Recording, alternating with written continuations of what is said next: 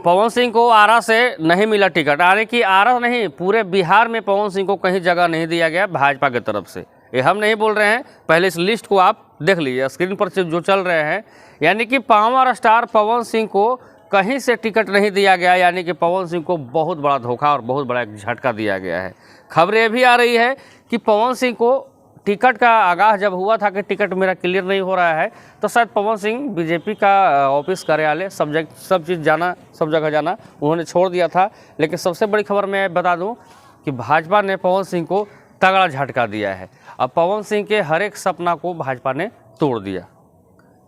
अब मैं थोड़ा लिस्ट के बारे में बात करूं, उसके बाद मैं चाहूँगा कि थोड़ा आपसे मैं बात करूं, क्योंकि पावर स्टार पवन सिंह लगातार भाजपा के उम्मीदवार घोषित होने के लिए, या लगातार खबरें चल रही थी कि पवन सिंह को आज मिलेगा टिकट, कल मिलेगा टिकट।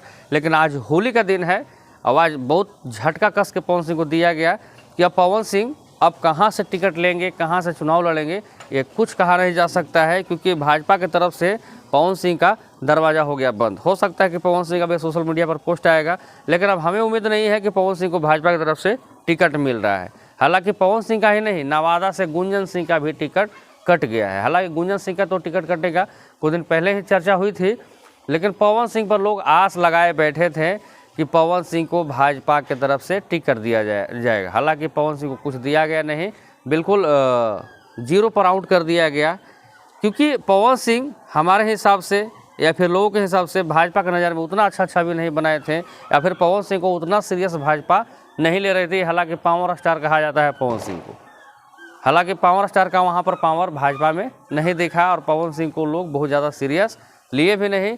3 उम्मीदवारों का टिकट कटा है। एक जीते हुए सांसद यानी कि अश्विनी चौबे बक्सर से भी अश्विनी चौबे का टिकट कट गया है। थोड़ा लिस्ट के बारे में जानकारी आपको दे दूँ। पश्चिमी चंपारण यानी कि पश्चिम चंपारण से खबरें आ रही थी कि पवन सिंह को वहां से भी उम्मीदवार बनाया जा सकता है, लेकिन जी नहीं, वहां के उम्मीदवार बने हुए हैं संजय जायसवाल।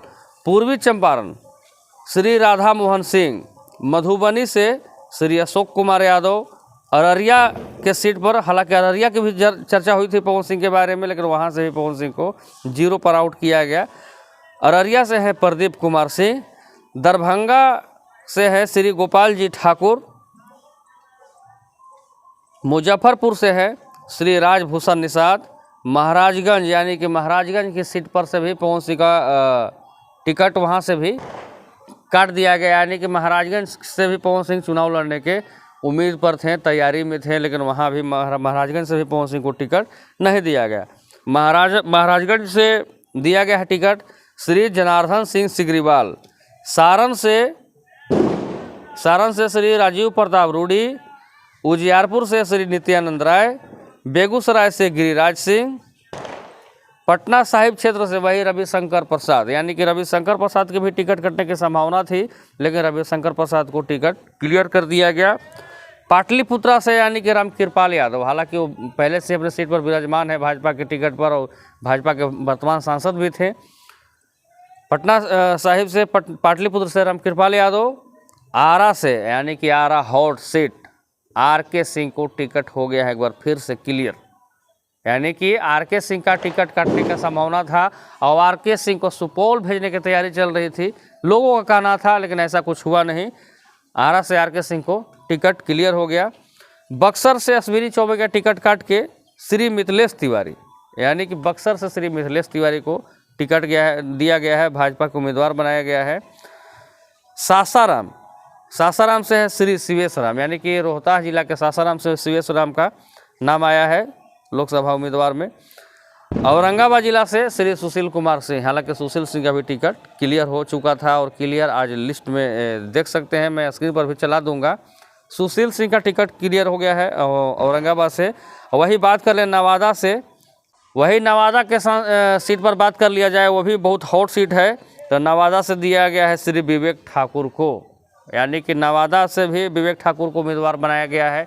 यहाँ आपके पावर स्टार पवन सिंह दूर दूर तक नज़र नहीं आ रहे। हालांकि खबर एक और है हमारे पास कि पवन सिंह हो सकते हैं आरजेडी के उम्मीदवार।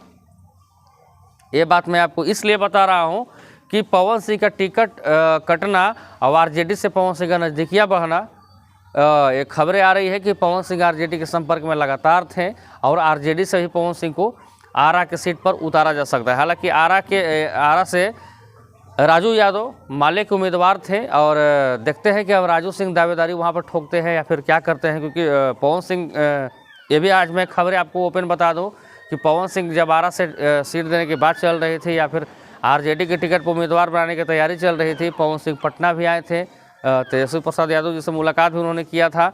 लेकिन मुलाकात करने के दौरान राजू यादव ने विरोध जताया था, क्योंकि वहाँ के माले उम्मीदवार राजू यादव ही होते हैं। लेकिन इस बार देखते हैं कि पवन सिंह को किस पार्टी से और कहाँ से उम्मीदवार उतारा जाता है, क्योंकि आरके सिंह का टिकट क्लियर होना और एक भोजपुरी इंडस्ट्री में एक अलग सा भूचाल आ गया है आज का।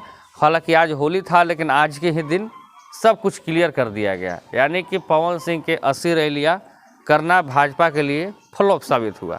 हालांकि पवन सिंह ने एक और वादा किया था कि मैं अपने माँ से किए हुए वादे, मैं अपने जनता जनार्दन से किए हुए वादे को पूरा करूंगा, मैं निर्दलीय भी चुनाव लड़ूंगा तो लड़ूंगा। अब देखते हैं कि पवन सिंह निर्दलीय चुनाव लड़ते हैं या फिर आरजेडी के उम्मीदवार बनते हैं या फिर किस पार्टी से आते हैं, अभी कहना बड़ा मुश्किल होगा।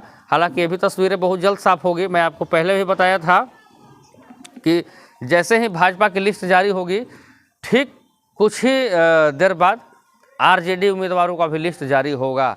तो हो सकता है कि आरजेडी उम्मीदवार में पवन सिंह का आरा से भी नाम आ सकता है।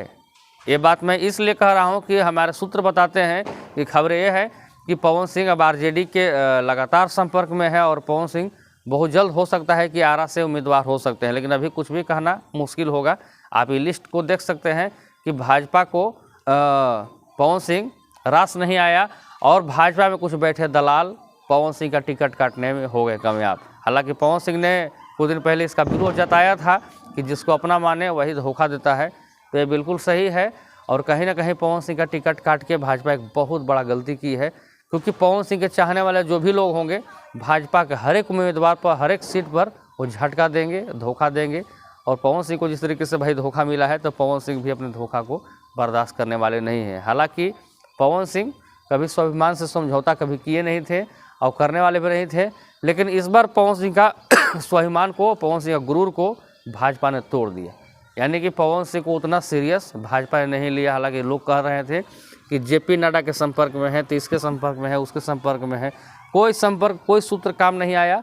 यानी कुल मिलाकर बात है कि पवन सिंह का टिकट कट गया है भाजपा की तरफ से। आप इस वीडियो के बारे में क्या सोचते हैं? पवन सिंह को अब किस पार्टी से चुनाव लड़नी चाहिए? पवन सिंह चुनाव लड़े या ना लड़े? पवन सिंह कहां से चुनाव लड़ना चाहिए? पवन सिंह को किस पार्टी से चुनाव लड़ना चाहिए? दल से आना चाहिए या फिर निर्दलीय आना चाहिए? कमेंट सेक्शन में जनता जवाब देगी। फिलहाल इतना ही। जैसे ही फिर दूसरी लिस्ट आएगी आरजेडी की तरफ से, वो भी मैं आपको अपडेट देने का प्रयास करूँगा। बहुत बहुत धन्यवाद। आपका भाई छोटू भाई।